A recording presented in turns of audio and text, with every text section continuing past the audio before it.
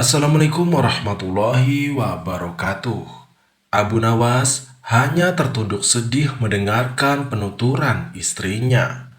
Tadi pagi, beberapa pekerja kerajaan atas titah langsung Baginda Raja membongkar rumah dan terus menggali tanpa bisa dicegah.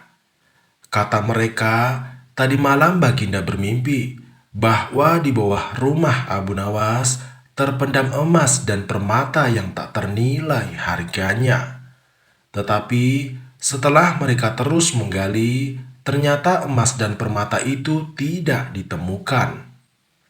Dan Baginda Raja juga tidak meminta maaf kepada Abu Nawas jika mengganti kerugian. Inilah yang membuat Abu Nawas memendam dendam. Lama sekali Abu Nawas memeras otaknya, namun belum juga ia menemukan muslihat untuk membalas Baginda Raja.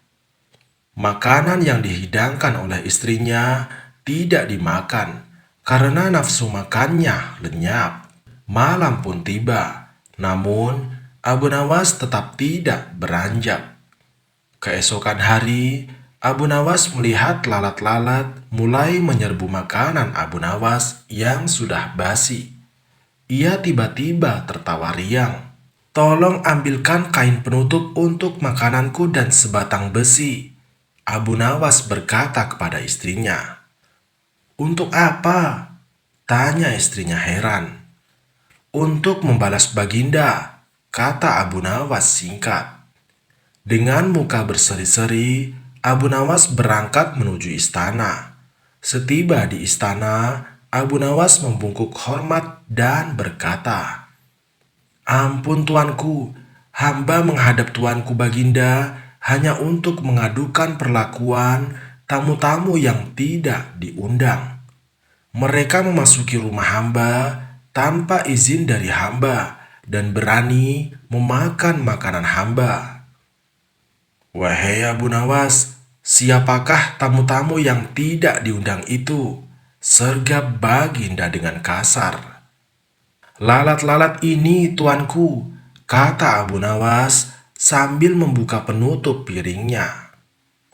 "Kepada siapa lagi kalau bukan kepada Baginda, junjungan hamba? Hamba mengadukan perlakuan yang tidak adil ini." "Wahai Abu Nawas, lalu keadilan yang bagaimana lagi yang engkau inginkan dariku?" tanya raja. "Hamba hanya menginginkan izin tertulis dari Baginda sendiri, agar hamba bisa dengan leluasa menghukum lalat-lalat itu." Akhirnya, Baginda Raja tidak bisa mengelakkan diri menolak permintaan Abu Nawas, karena pada saat itu para menteri sedang berkumpul di istana. Dengan terpaksa Baginda membuat surat izin yang isinya memperkenankan Abu Nawas memukul lalat-lalat itu dimanapun mereka hinggap. Tanpa menunggu perintah, Abu Nawas mulai mengusir lalat-lalat di piringnya hingga mereka terbang dan hinggap di sana-sini. Dengan tongkat besi yang sudah sejak tadi dibawanya dari rumah, Abu Nawas mulai mengejar dan memukuli lalat-lalat itu. Ada yang hinggap di kaca. Abu Nawas dengan leluasa memukul kaca itu hingga hancur. Kemudian vas bunga yang indah, kemudian giliran patung hias, sehingga sebagian dari istana dan perabotannya remuk diterjang tongkat besi Abu Nawas. Bahkan Abu Nawas tidak merasa malu memukul lalat yang kebetulan hinggap di tempayan Baginda Raja. Baginda Raja tidak bisa berbuat apa-apa kecuali menyadari kekeliruan yang telah dilakukan terhadap Abu Nawas dan keluarganya. Dan setelah merasa puas, Abu Nawas memohon diri. Barang-barang kesayangan Baginda Raja banyak yang hancur. Bukan hanya itu saja, Baginda juga menanggung rasa yang sangat malu. Kini ia sadar betapa kelirunya berbuat semena-mena kepada Abu Nawas.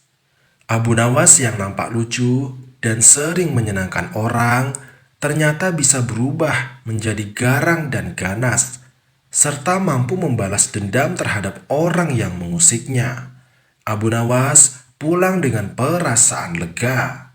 Istrinya pasti sedang menunggu di rumah untuk mendengarkan cerita apa yang dibawa dari istana. Wassalamualaikum warahmatullahi wabarakatuh.